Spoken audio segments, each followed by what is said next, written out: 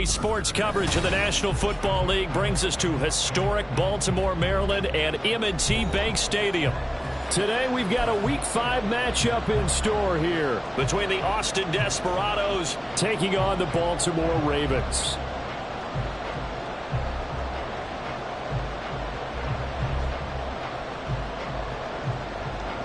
Seems like we were just starting training camp, but here we are in October, and off we go on EA Sports.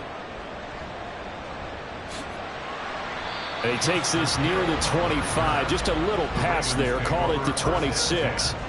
At their own 26-yard line.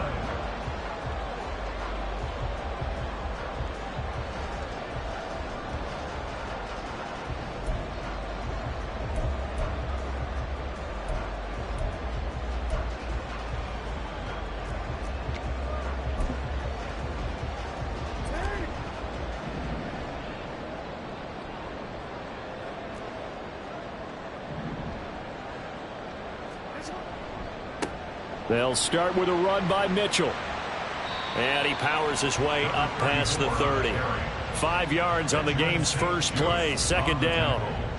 This defense, Charles, really played well in that win a week ago. And I'm eager to see the game plan and try to attack them this week, because when you take it away 4 times through interceptions, what do you do now when you go into a game?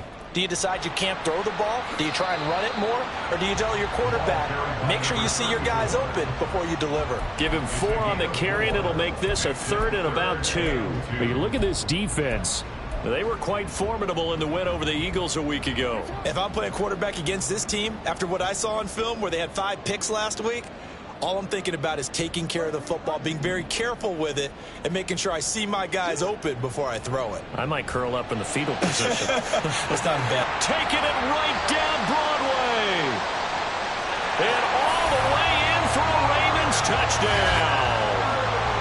Mark Andrews, his 2nd touchdown on the season.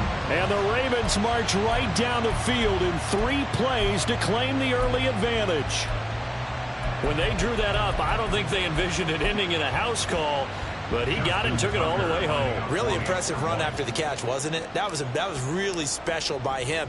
But let's face it, in today's NFL, those tight ends are often former wide receivers or maybe even sometimes bigger running backs. They just put them in a position to get a great matchup and make plays like that.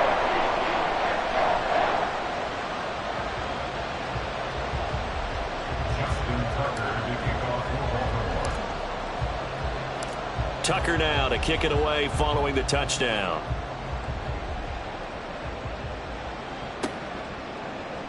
And Gibson decides against bringing it out. First down and 10 at their own 25-yard line.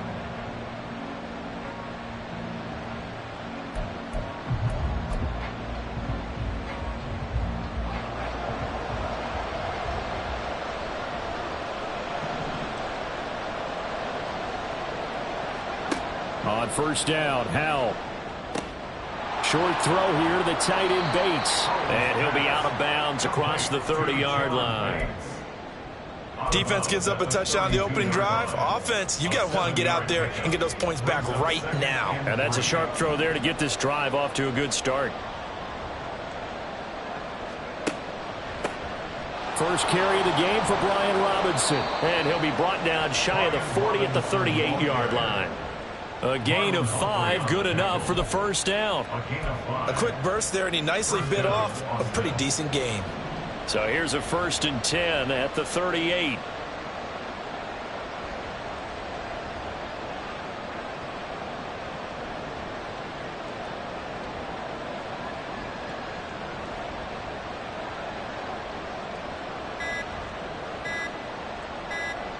They just do get the playoff as he'll look to throw. Quick hitter here, it's complete. And they've got it well across midfield down to the 40 before it's all said and done. A good pickup there, a 22. And this was a nice example of an offensive coordinator scheming his guy open. Just a little underneath route, just trying to free up some space, and it worked awfully well. Got him not just space, but plenty of room to run after the catch to pick up really nice yardage. On 1st and 10, it's Robinson. And he'll take this ahead for about 4. Second down coming up. Hey, look at this Baltimore defense. They're going to need to be strong against the run in this one. Most of their challenges have come in the passing game because against the run, they've been pretty darn good. Now they've got to figure out a way to slow down those receivers before they get downfield and maybe make a few more plays on the ball when it's in the air. They'll work from the 36 on 2nd and 6. Robinson with another carry. Nothing doing. Barely able to muster a yard to hit the 35.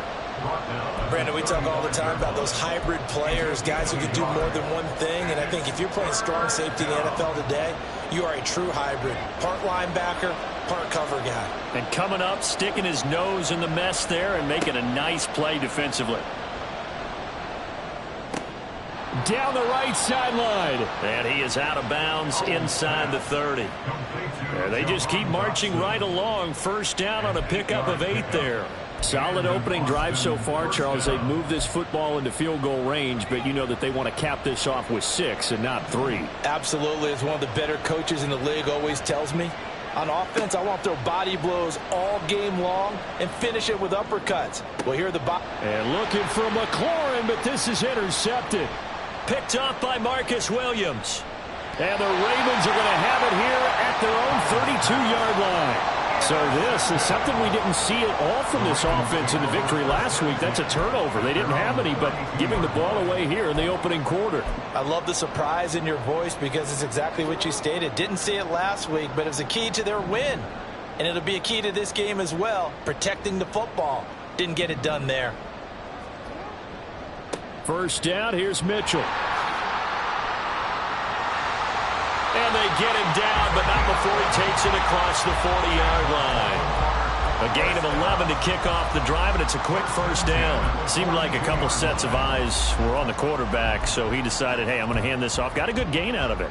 And you know you need good blocking up front in order to gain yardage, but every one of these RPOs, if you do it right and they look the same, whether it's handed off inside or the quarterback keeps it, that allows you to fool the defense so often. And in this case, fooled them with the inside run.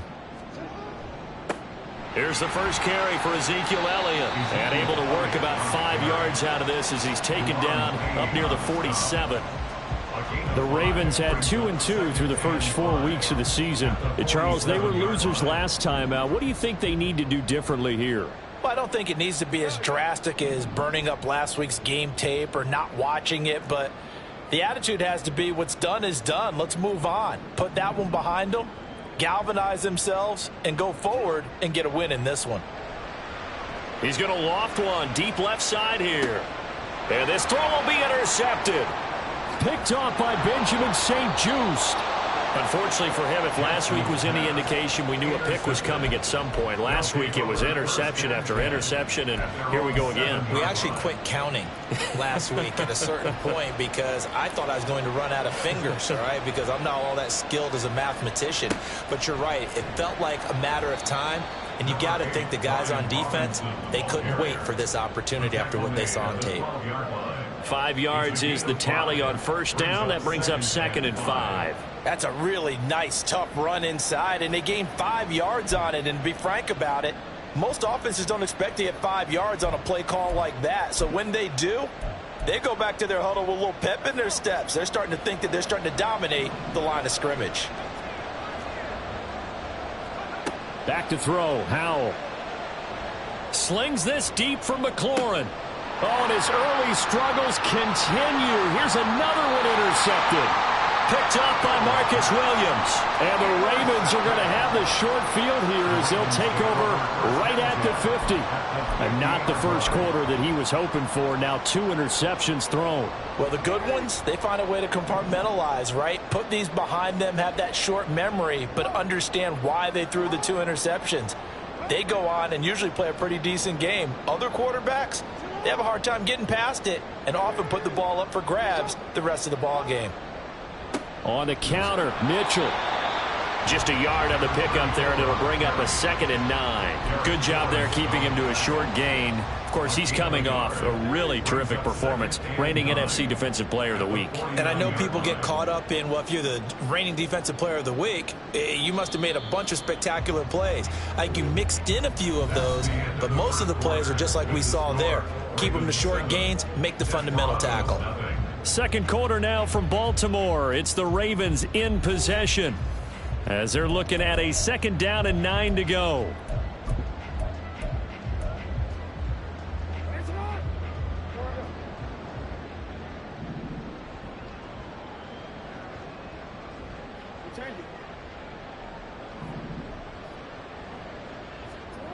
Jackson.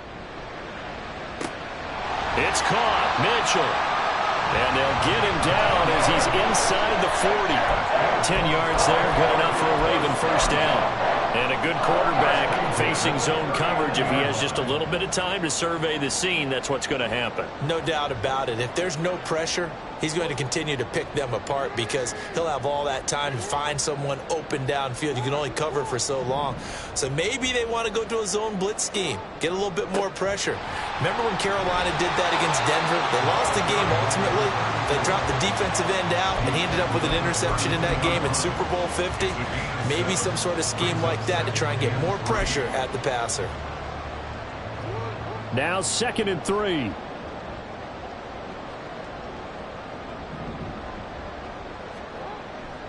They stay on the ground, but this time it's Elliott. And he'll be a little shy of the 25 here at the 26-yard line. 6 yards the pickup, and that's a first down.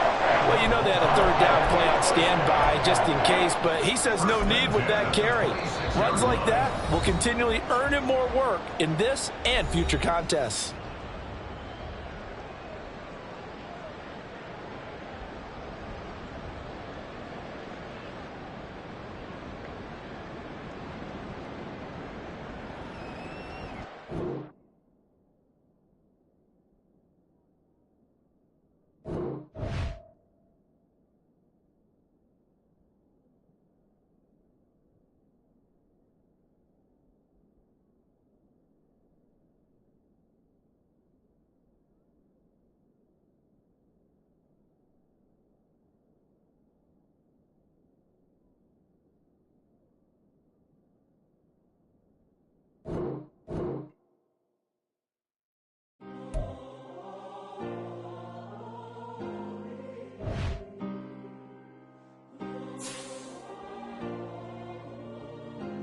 Yeah. Back in my ways. Missing my girl, I ain't seen her in days. What can I say? I'm out in the baby, trying to get paid. Look what I made. Thousands of people are knowing this Jay. I never change. Can put myself back in that.